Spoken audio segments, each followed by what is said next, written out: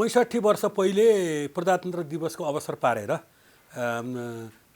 राष्ट्रिय समाचार समितिको जुन स्थापना भएको हो त्यही सन्दर्भमा अहिले 65औं वार्षिक उत्सव मनाइरहेको सन्दर्भमा म सबैभन्दा पहिला त उत्तरोत्तर प्रगतिको हार्दिक मङ्गलमय शुभकामना व्यक्त गर्न चाहन्छु।